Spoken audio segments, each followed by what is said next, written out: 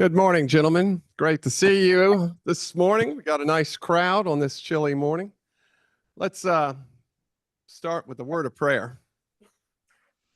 Dear Heavenly Father, we give thanks for this day you created, this chilly day, reminder of Advent season. During this season, help us to be patient. Help us to be kind toward family and friends.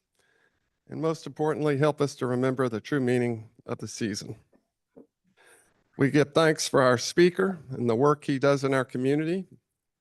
We give thanks for this food lovingly prepared. Amen. Amen. All right, we have a couple of guests. Dave Higgins, would you like to introduce your guest? This is my dear friend Ken Ferguson from Houston, Texas.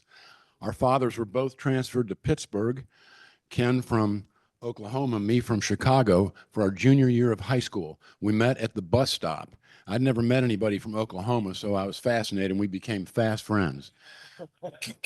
Ken's had a huge influence on me culturally. He's the reason I wear cowboy boots from time to time. He's the reason I took up guitar playing. And he's been a man that has informed my spiritual life for many, many years, especially into adulthood, and I'm grateful for that, and I'm glad to have him here with us. Clark? I ran into someone last Sunday whom I thought might be a real good candidate for enjoying being with our group, Thomas Walker. Tom, if you'll stand up and let us acknowledge your presence today, and I hope you'll come again. Oh, it's very nice to meet all of you. Thank you for having me. Professor, do you have an announcement? I have an announcement. I have an apology. It's been gnawing at me for the last 2 weeks because I made an error in what I said one of my comments. I was asked about industry in Louisiana, and I mumbled something about the terrain not being good. And of course, stupid me, to live there all these years.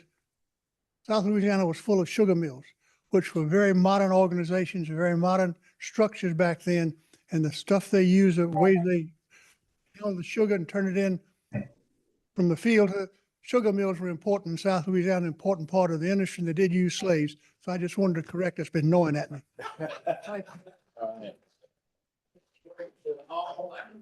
Yeah, we've been talking about it online.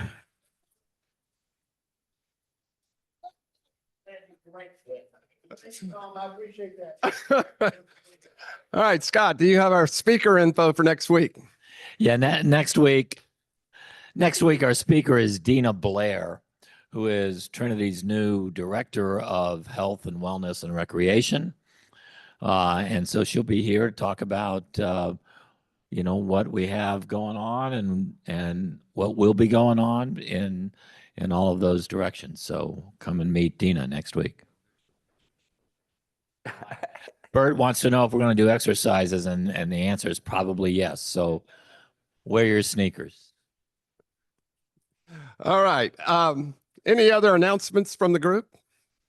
Hey, don't forget the Christmas market on Sunday. What, it opens at 9? 9 o'clock, goes to 1 all the way through there. And Bill Cooper's on the setup team this morning. I'm sure they need some help. So Is it right after this, right, Bill? Boxes and move tape. It takes a lot of brain power. All right. Well, our speaker today doesn't need much of an introduction since he grew up in the church and his family was an integral part of the church for many, many years and still continues to be so. But it is a pleasure to have back Jim Durrett. This is Jim's at least 3rd time talking to our group. I'll remind you, Jim is the president and CEO of the Buckhead Coalition. He's also the executive director of the Buckhead CID district. And I just found out he's still on the MARTA board, which has been a long time. You've been on that board. But Jim, it's a pleasure to welcome you back. Thank you, John.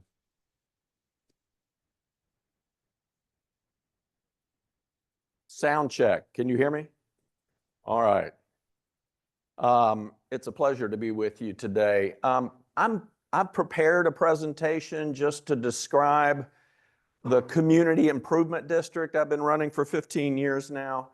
And what we've been working on, what we hope to accomplish in the years ahead. But as John said, I wear lots of other hats.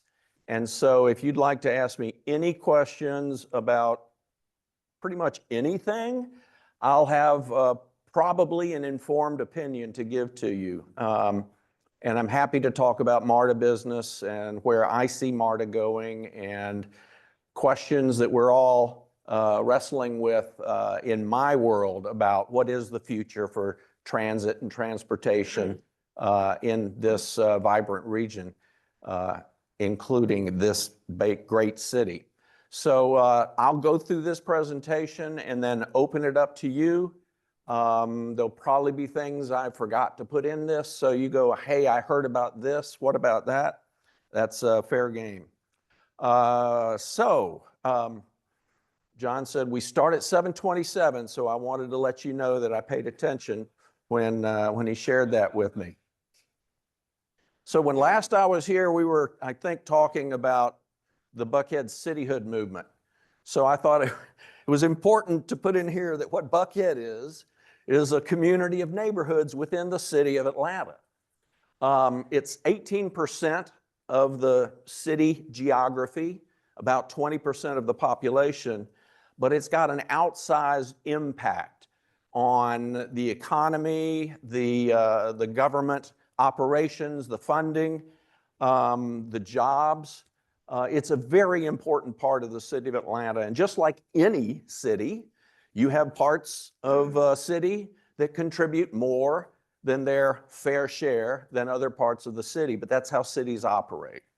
And so you see down here some of the statistics that I've discovered through research, especially 55% of Atlanta Public Schools local revenues come from 18% of the city of Atlanta. So I think that's pretty remarkable. And then the Buckhead CID. The Buckhead Coalition serves and is representative of what I describe as Greater Buckhead, the 18% of the city of Atlanta. Excuse me. You can see where we are in the community of Buckhead, and you can see where the Buckhead CID is over on the east side of the community of Buckhead. The Buckhead CID is a little less than 2 square miles. And that's the area in green. And that's where I do most of my work on behalf of the Community Improvement District and its taxpayers. The Buckhead CID is one of, I think, 31 community improvement districts in the state of Georgia. Almost all of them are in Metro Atlanta. There's a new one in Savannah. There's one in Brazelton. As you can see here, Buckhead is the center of the region, the center of the universe as far as I'm concerned, and it's the center of all the community improvement districts. So what is a community improvement district? We're a self-taxing district. Therefore, we're a local government entity. I have people asking me, isn't it a nonprofit? What is it? Is it a quasi-government? It's a local government entity. We're enabled by state law.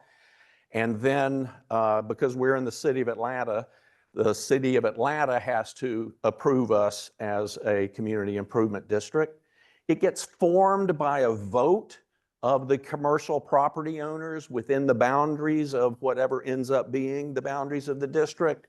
And those voters have to own at least 50% plus one of the parcels within the community improvement district, and the value of their properties has to be at least 75% of the value. So a simple majority of the number of taxpayers and a super majority of the value that they own. And then once we're formed, we're empowered to make certain improvements within the district. I'll point out, Craig, are you still with the Little Five Points Community Improvement District? Okay, so he can answer questions that I can't answer. From the sublime to the minuscule. I won't say ridiculous, and you did a good job of staying away from it. Our annual budget today is about $7 million.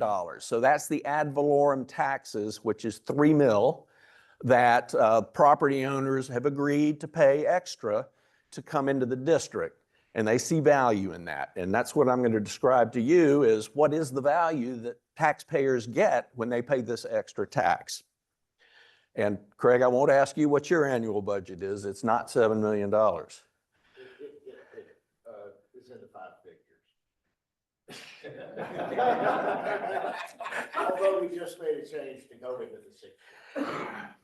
Does that mean that you increased your millage or you expanded your CID? We formed a BID. Got it. Very good. So our mission is to create a more accessible and vibrant urban environment. When we were created, Buckhead, the area, the commercial core of Buckhead was what I describe as drivable suburban.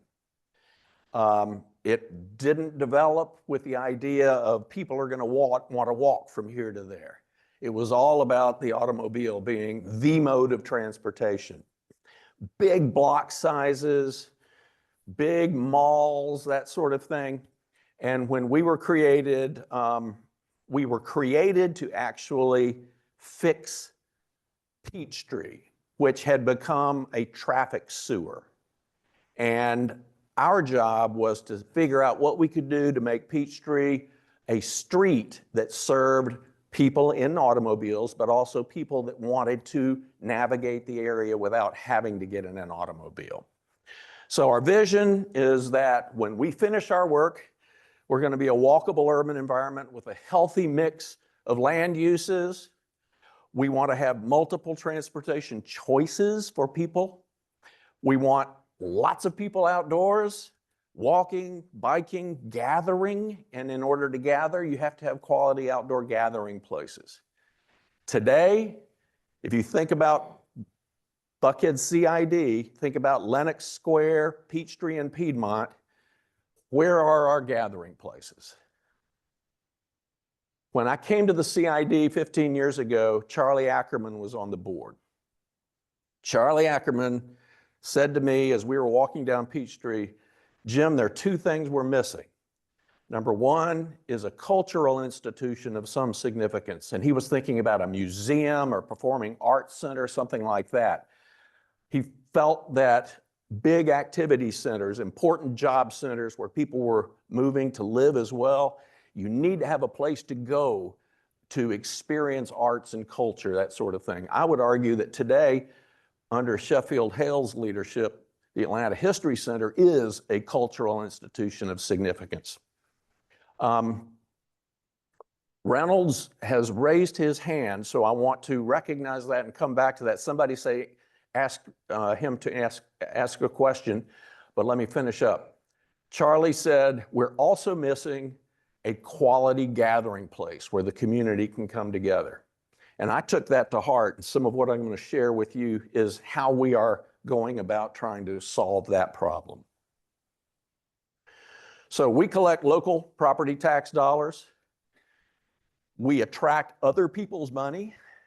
Those of you in real estate development know how important other people's money is. And we use those dollars to make meaningful improvements in the public realm to help connect people and places. And to date, for every CID tax dollar that we've spent building capital projects, we've attracted about 2 of other people's dollars to go with that $1 that we spend to accomplish what we accomplish. So that's really the power of community improvement districts. Once you get to a point where you've got some real capital to work with, you can demonstrate that you can make things happen, and others will say, okay, I'll give you some of my money. And I'm talking about federal government, state government, city government, MARTA, that sort of thing. And in some cases, property owners will say, I'll give you a deal on right-of-way because I can see how this is going to end up benefiting me and the rest of the area around here. Because when we do good with the infrastructure, everybody benefits.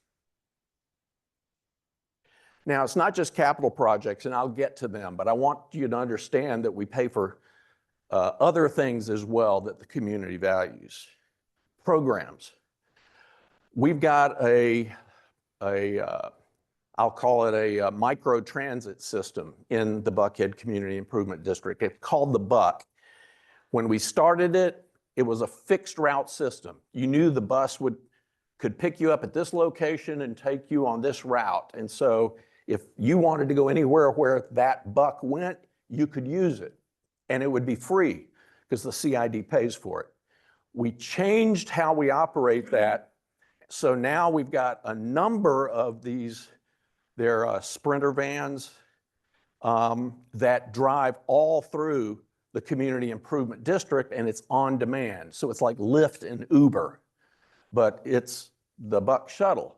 And if you have the app for the Buck and you are going to start or end your trip at a Buckhead MARTA station or Lenox MARTA station, the trip is free.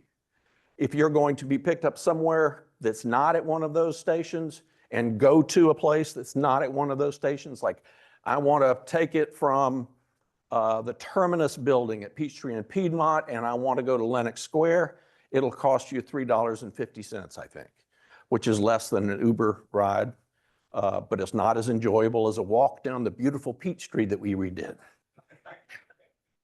So that's one service that we do.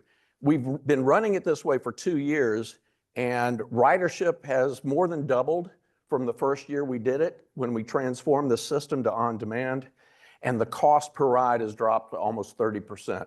It's going even better now because we're in the 3rd year. Public safety, really important. When I talk to people who are running for office or who are already in office and I say, what's the most important thing to be concerned about? The answer is almost always public safety. Because if people don't feel safe, it's really hard to accomplish anything else. So you've got to have this mindset of this is a safe place so that you can accomplish everything else that you want to accomplish. So we support public safety in a few different ways. We pay for extra security patrols of off-duty Atlanta police officers. This was really important during COVID. Excuse me. When people started misbehaving and we had nightclubs that were unauthorized and people just being rowdy and crime being committed around them and everything. And so we said, we're going to help APD. We actually bought 3 cruisers, gave them to the police department and said, you will use these to provide supplemental patrols in these certain areas. They were, I'll call them hot spots. It worked. And we continue to do that, not because we have problems, but because we think it's important for them to be more and more visible as a deterrence. We also pay for officers to ride bicycles and be visible in that way and go into parking decks just to have a little bit more coverage. It gives the police officers a little more income, which is important, and it provides that extra layer of patrolling and deterrence, that sort of thing. Now, I'm going to say one thing. This has nothing to do with what I do for a living, but back when Buckhead cityhood raised its head, public safety was sort of the banner that they held out in front. Buckhead, which is zone 2, so forgive me. Buckhead is, thank you, and has been for as long as I've been looking at the data, the safest part of Atlanta, far and away. The folks who were experiencing social media posts or news stories let emotion drive their perceptions of how safe it was. We did have some horrendous incidents such as the little girl having a bullet come in her car as she was driving, or she was being driven away from Phipps Mall during Christmas season. Everybody was outraged. Those had an outsized, and other incidents like that had an outsized impact on how people felt about things. But if you look at the data, Buckhead has always been extremely safe. In fact, 3 years ago, or 4 years ago now, 3 years ago, we had the biggest decrease in crime of any zone in the city of Atlanta, followed by the biggest decrease. So 2 biggest decreases in a row, and crime has continued to drop ever since then. So I just want to let you know that that's the facts. We're very close with Zone 2. Their leadership, Chief Shearbaum and I are good, close friends, and I think the world of this police department. They're doing everything they can. It's hard to attract officers these days because of pervasive attitudes about policing in a lot of places. Community beautification is important. We take care of landscaping, picking up trash, identifying where graffiti is being put up or posters and that sort of thing. If I see somebody has planted a sign in a median somewhere, I send a text message to my folks, and we have that taken care of. So we want to make sure it's clean and green, so we spend money on that too. So those are some of the programs that we operate. Now, big projects. I mentioned we were formed to turn Peachtree from a traffic sewer into a complete street for everybody. And over time, we've spent close to $75 million to do that. And everything that we plan to do has been completed in that. We're now kind of trying to figure out, are there other places where we can make some surgical improvements, but there's no other place where we can do like big stuff that we've done before in parts of Peachtree. I am trying to figure out, you guys know where the White House restaurant is? We're trying to figure out how we can make the southbound Peachtree walking zone there more pleasant and attractive without taking too much of the parking that's available in front of the White House and other places. So we're noodling on that. We're also trying to figure out what it would cost to take all the power lines and bury them in that area so it would be more attractive. So we're noodling on that right now, but that's not an active project for us. 10 years ago, something like that, we expanded into what I call the West Village. And over the last 3-4 years, we've spent close to $8 million really improving how the streetscapes function and feel and how safe things are and more attractive in that area.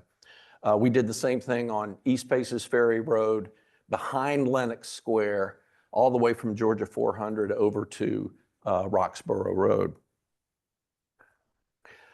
This is an active project, close to an $18 million project. We're under construction right now to, in effect, widen, which always bothers me. I don't like widening streets because all you're doing is creating more capacity for more cars to get there.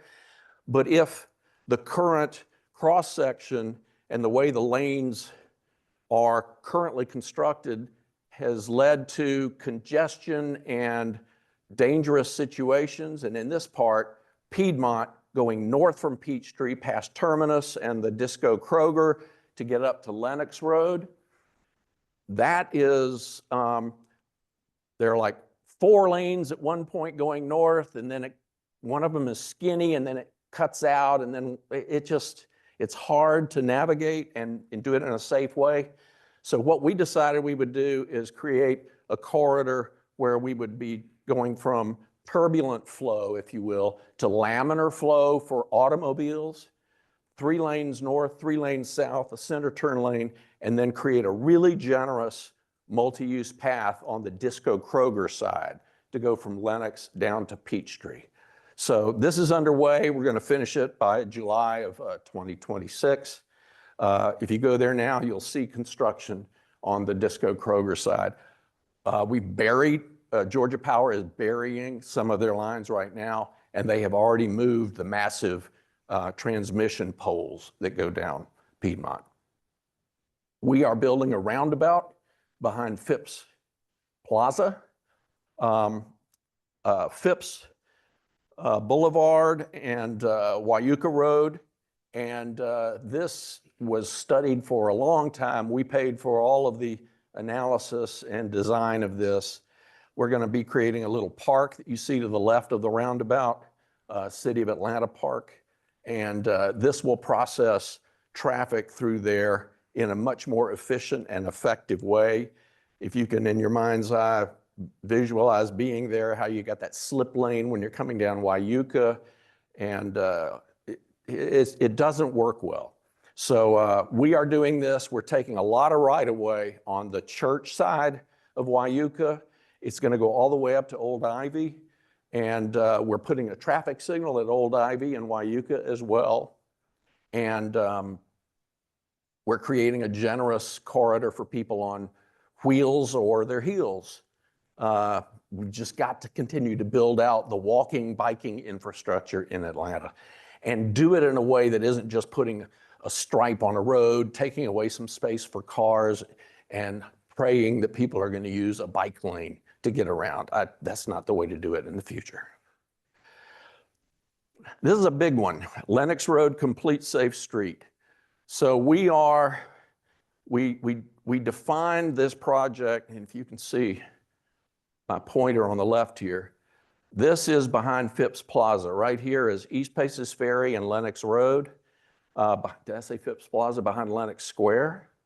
And from there, all the way up to, I lost my pointer, there it is, all the way up to Peachtree is the first section of this project. From Peachtree to Phipps Boulevard is the second.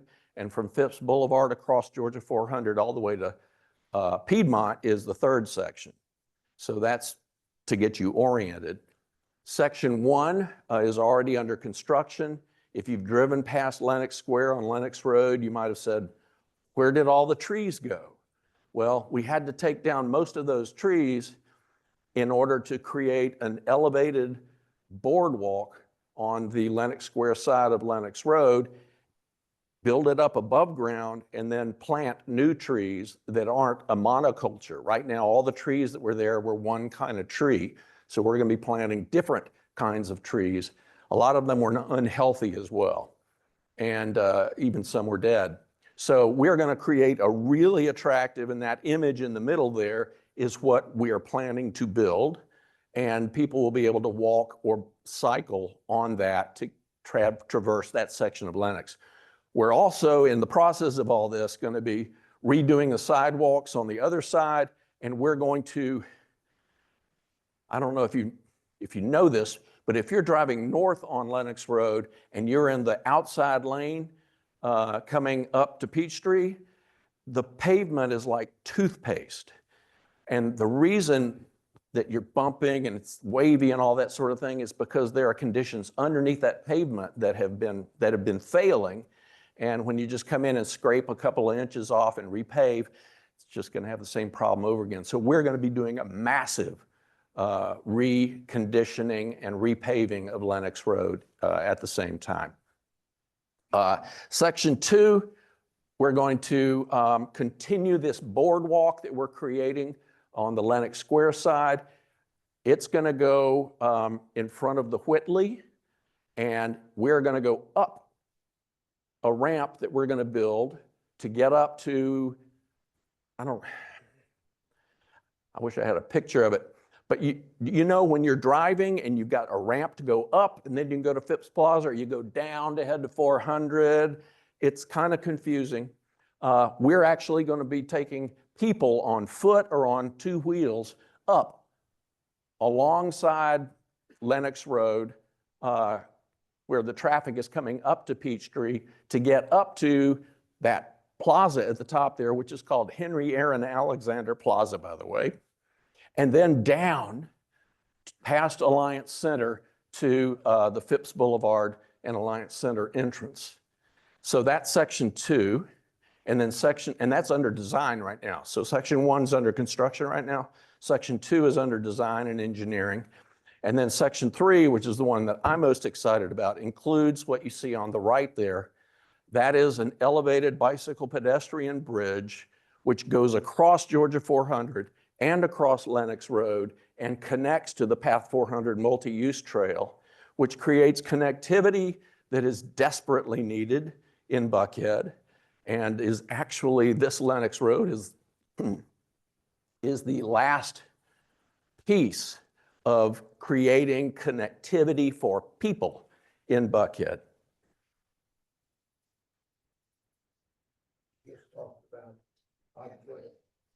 This right here, Phipps Plaza, is up at the top left of this image on the right. And we are building this multi-use trail along this side of Lenox Road. Oh, well, I see it up there. All right, so it's coming down to Georgia 400. We ramp it up to bring people across Georgia 400. And at this point, they can come north and connect to the Path 400 multi-use trail, which goes north up to Sandy Springs, or they can continue this way along Lenox Road to get up to Piedmont. But the only way to get people through that interchange is to separate them from traffic because of the design of that interchange. Traffic is always moving. It's called a single point urban interchange. I'm not crying, I'm excited. You have a question? Yes. Are they, you said we could ask anything, but anyway, what's happening with 400? Is that going to be a toll road? And if so, why are they doing that? I've heard both ways. And they're tearing up that whole roadway as you get close to Buckhead. Can you shed some light on that issue? Happy to. Would everybody have heard that question? Okay. Georgia DOT is in effect widening 400 north of 285. And the plan is that they are going to be putting in HOV or toll lanes, that you see around the interstates today where you can pay to get in that lane. Those lanes in the middle are also going to be available for mass transit, for MARTA and other public transportation agencies to use so that MARTA and other transit becomes a lot more attractive because you're in more of a free-flowing lane. They will also be building what I'll call transit-oriented developments or stops along Georgia 400, like maybe 3 of them, because this is going to go pretty far north, where the buses will stop and people can get on and get off, and it'll also create development opportunity close to those. So this is the project that Georgia DOT is doing on Georgia 400, and they're doing it in a public-private partnership with the entity that was the successful bidder of building this project. And the tolls that people will pay, just as they do on I-85 north of Atlanta and that sort of thing, will go to pay for this project over years and years and years and years and years. So that's what's going on there. This this pedestrian bridge is extremely important. We recently received a $10 million grant from US DOT to help us build this. And in February, the Atlanta Regional Commission Board will, in all likelihood, approve $5 million more of federal funding to go toward it. So a lot of what I do is lobby for other people's money because of what we are doing to prepare to be successful and to deliver something of value. And I happen to believe this is extremely valuable in terms of return. So that Buckhead Bridge, this is the view on your left here is if you're in a car and you're coming from Peachtree and Phipps Plaza behind you, and you're approaching the Georgia 400 interchange, and this is what you would see ahead of you with those bike ped bridges above you. It would go to your right to connect to the Path 400 multi-use trail, but that will also be the very first part of the Hub 404 park that we've been working on for over 10 years now. So this is a really important project for me personally and for the Community Improvement District, because we've been investing a lot of time and dollars in advancing this project. Now that hub, this is where we're going to leave, the Hub 404 park. What I was just describing is right up here. This is Georgia 400 and Lenox Road right here. So those bridges would be here. This is the Atlanta Financial Center, Peachtree. That is what our aspiration is to put Charlie Ackerman's gathering place of significance right in the heart of the district, connected to the Buckhead MARTA station and providing connections north, south, east, west that don't exist today. This is the kind of experience that we are designing for. We're going to be advancing this. This is concept level stuff that you're looking at here. We're going to be advancing it through what's called pre-design, picking the team that's going to work with us in 1 week. And then they will begin work on this early next year. Another aspect of what we plan to build. And then the overview, you can see where the pedestrian and bicycle bridges connect into Path 400 at the bottom of this image.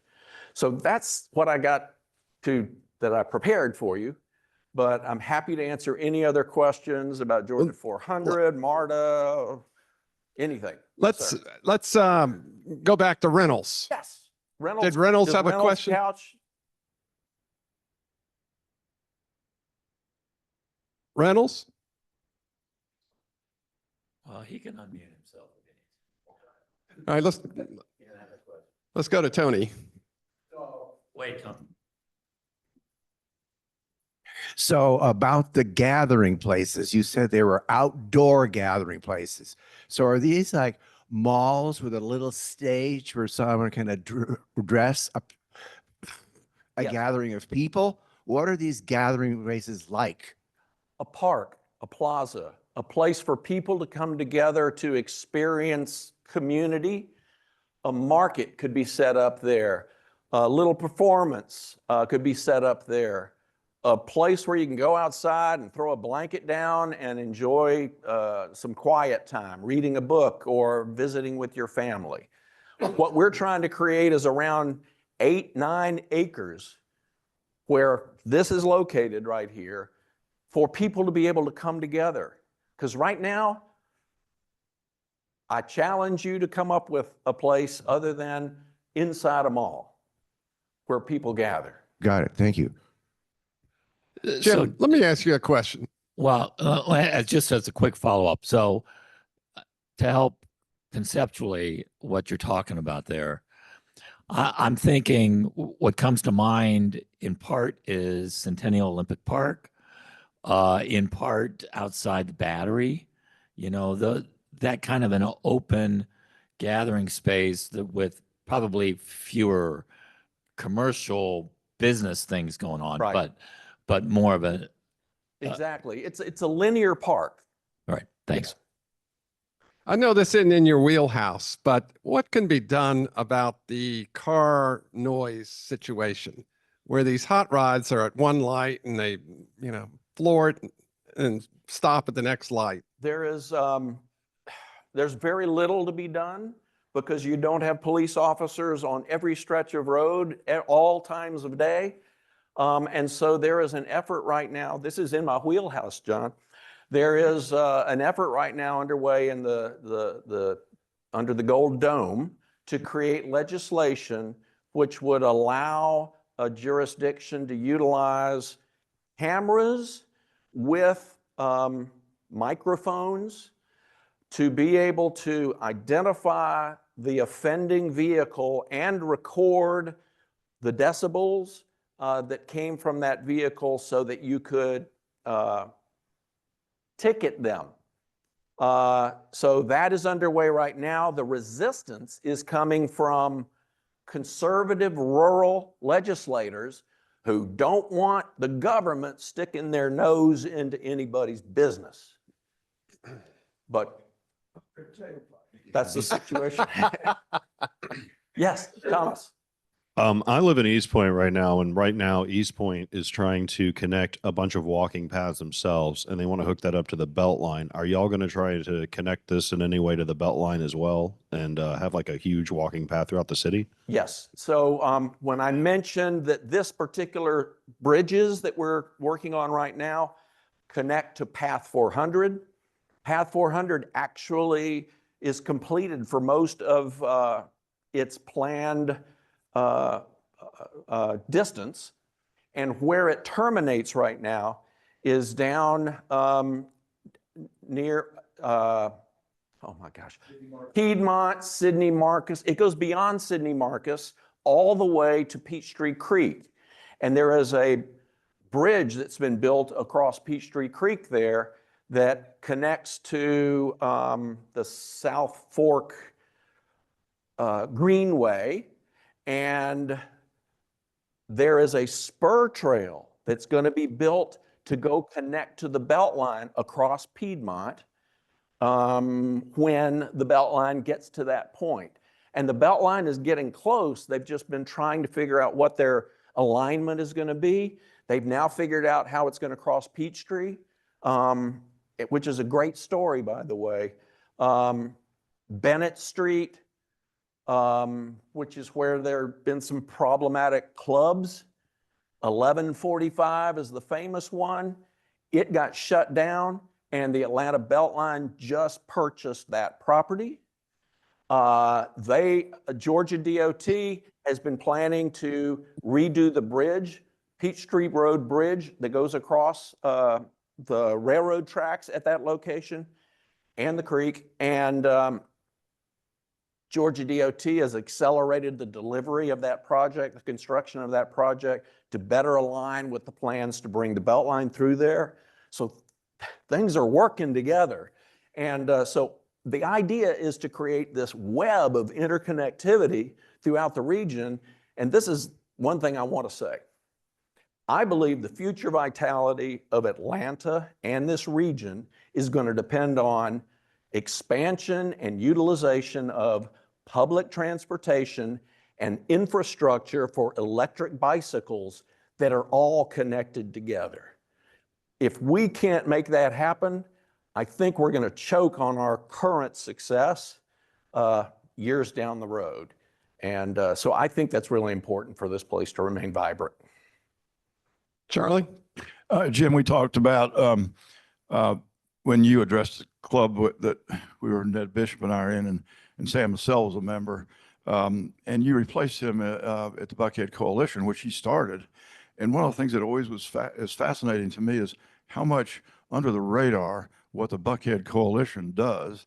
And he would always enlighten us. I mean, like, I think, for instance, Lana Shepard was brought in to probably come up with the, eliminated all the stuff where the Buckhead Village is. Most people don't know that. Tell us what Buckhead Coalition's up to. Sure. So Sam Massell ran the Buckhead Coalition for 32 years. And for 32 years, the Buckhead Coalition was kind of a secret because it was Sam Massell and then a bunch of members who put their names on the letterhead and who wrote checks to essentially support Sam doing the work of the Buckhead Coalition. So when Sam announced his retirement, and I was approached to see if it made sense, if it was feasible, if I could handle it, running both organizations, I agreed to do it with the understanding that we were going to turn the organization on its head. So instead of me being at the top telling everybody what we should be doing, it would be a member-driven organization. And because of that, we've now got active committees set up that are working on public safety, homelessness, housing, mental health, public policy of all kinds, government relations, other things like that. And the members are actually doing the work. So we're plugged in, and it's because of all this that we've been able to develop a really close relationship with the mayor, his cabinet, with members, the commissioners of different departments in the city of Atlanta, and they trust us. And when we say, you're slipping up here, they go, okay, we trust you. And they figure out what to do not to slip up. The mayor, the day after he was elected, met me for breakfast at the White House and said, help me be successful. What do I need to understand that I may not understand now? And we've maintained that relationship. So we figure out what we can do. We're 125 C-suite type A people. Today, we're more colorful than we used to be, and we have gender diversity that we didn't used to really have. And I think we're a lot more relevant today because we have that new mindset. So we work on behalf of everybody in Greater Buckhead to make sure we have the highest quality of life that we possibly can. Ed? How does that district expand, or does it? And who decides is in that 125 committee, and who decides who's not? We have a membership and nominating committee that gets nominations from the members or from me. If I say, there's a guy I know named Ed who lives on West Paces Ferry Road, and I think he'd be a great member. And then I've got to convince a bunch of other people that I'm correct. And so you get the opportunity. If I'm thinking of the right Ed, you got a hard job in front of you. I know. So that's how that happens. But we have set a maximum number of directors, full paying members at 125 because we don't want it to get too big for the sake of just raising more money. The geography of the CID, which is different, expands, and we're actually thinking of doing an expansion right now. I told you that we expanded into the West Village area about 10 years ago. So we've been able to make investments behind Whole Foods in that area.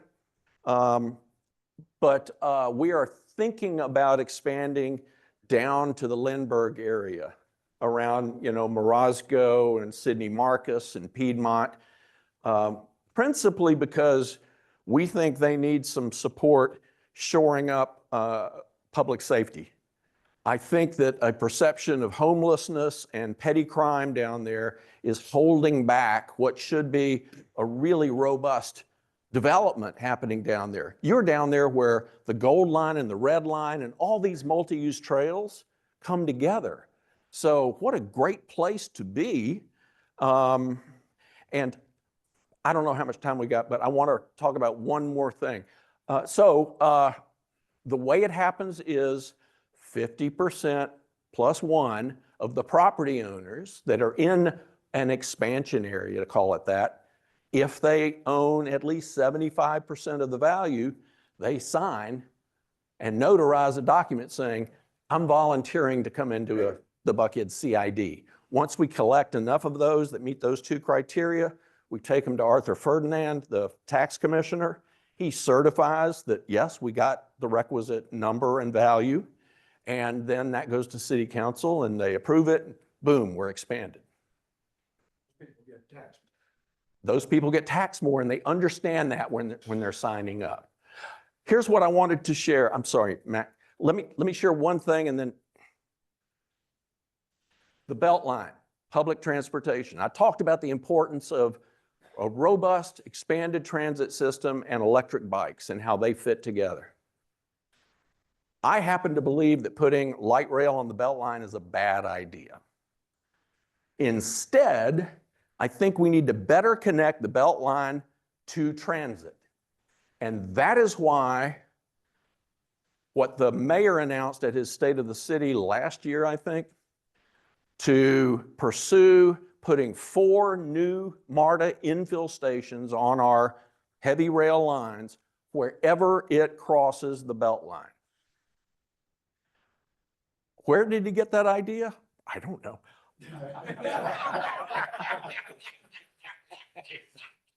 But he came to me the morning after he was elected and said, what do I need to know? If we can do that and then dedicate whatever land the Beltline has that they were holding for putting a light rail on it, and instead use that for people on wheels of all kinds, and the existing Beltline for people on heels, then we remove the conflicts that exist where the Beltline has been loved to death, Mac, like we were talking about before this. And then you can put pedicabs or electric carts where you've licensed people to actually pick people up at those new MARTA stations and take them to the Krog Street Market, something like that. And I think it's a brilliant idea, and I just wanted to share that with you. Matt.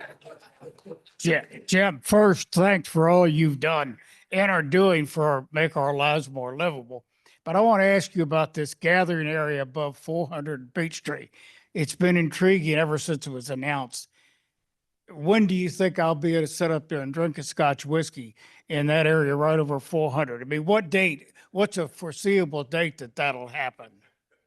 And the other question is, how are you going to build over 400? Are you going to have to shut 400 down and shut Peachtree down? No. So I'll answer the easy one first. No, we will not need to shut down 400 or shut down MARTA. There will be periods where you will maybe take a lane for a little while, like at night, that sort of thing during construction, but that's part of figuring out how it gets built. There's smart people that do this. It happens all over the place. Building a new bridge, interchange. It's happening at North Druid Hills and I-85 right now in the response to CHOA's decision to locate there. So this happens everywhere. It just gets managed. When will it open? When can you drink a scotch on it? Well, if you really want to drink a scotch there, just let me know and I'll take you out there and we can do it together tomorrow. But it won't be in the new part. It's going to depend on our ability to raise the funds. So what we are doing right now is spending CID dollars and whatever I can attract to advance it to a point that it's so compelling because of the story we are able to tell with each incremental step we take, where people go, I'm in. And by people, I mean the private sector, philanthropy, foundations, corporate foundations, wealthy individuals who say, I want to give back to the city, I'm willing to do this.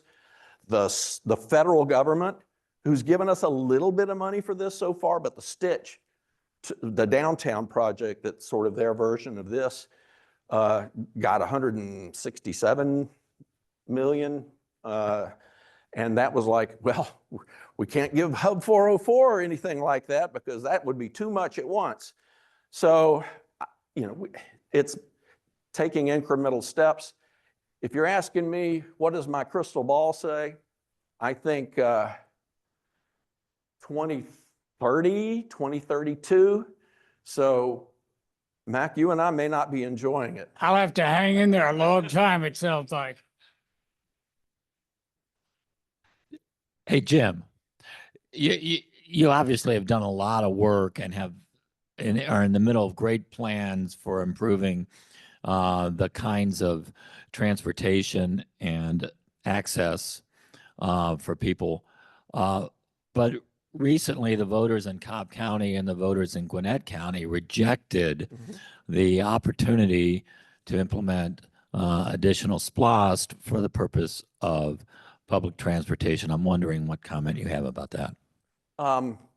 You want a facetious comment? Any comment you have? People have a remarkable ability to vote against their self-interest. I don't know if that's the facetious comment or the serious comment. I think that probably it's the overall attitude about maybe government today. That might have something to do with it. I don't trust government to deliver what I need. A friend of mine that actually hired me to work at a place a long time ago said, I'm all for public transportation. I won't use it, but it'll get the guy in the car in front of me out of my way.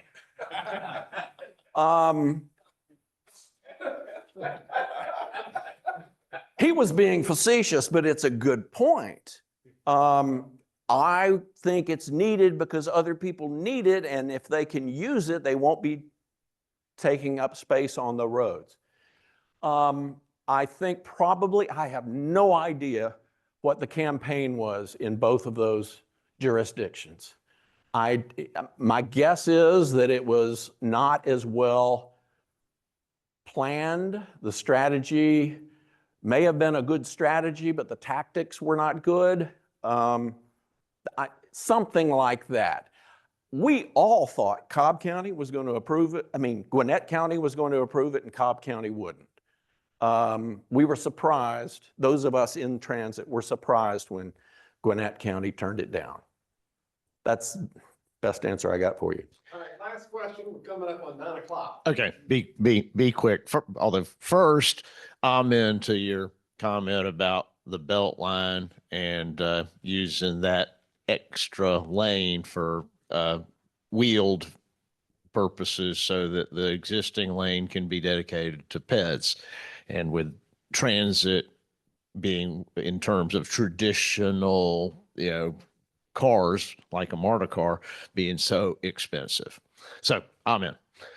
Then, and to Beltline stuff, for those here who are at Peachtree Hills Place, if you look at the drawings that are there, you're going to be able to connect to the Beltline from this section that's going on. Yep.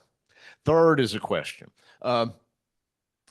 In terms of what you all are performing yourself in the CID,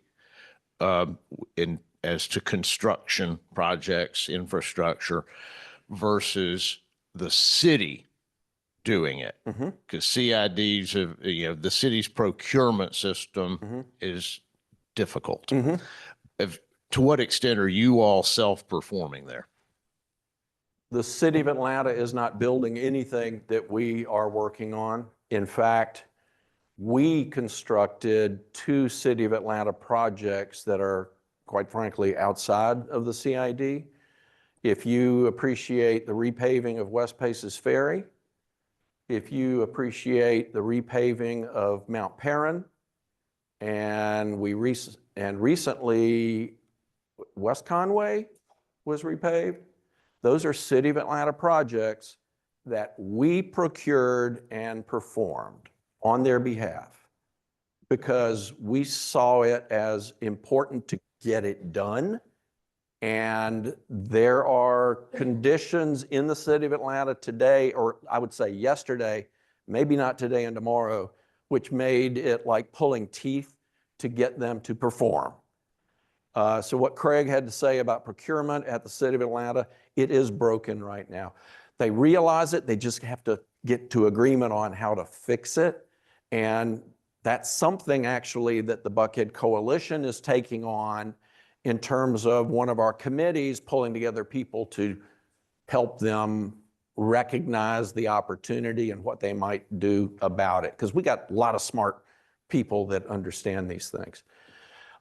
So all the projects I mentioned, we are either performing them or Georgia DOT is performing it.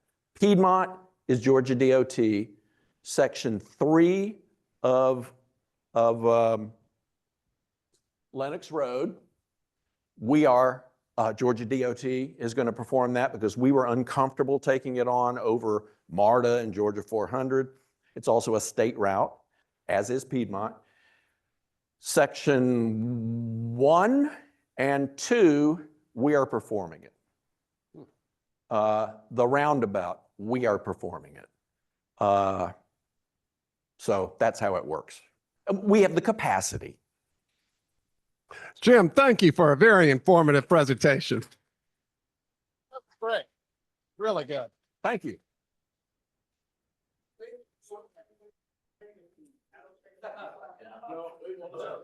If I'm still alive,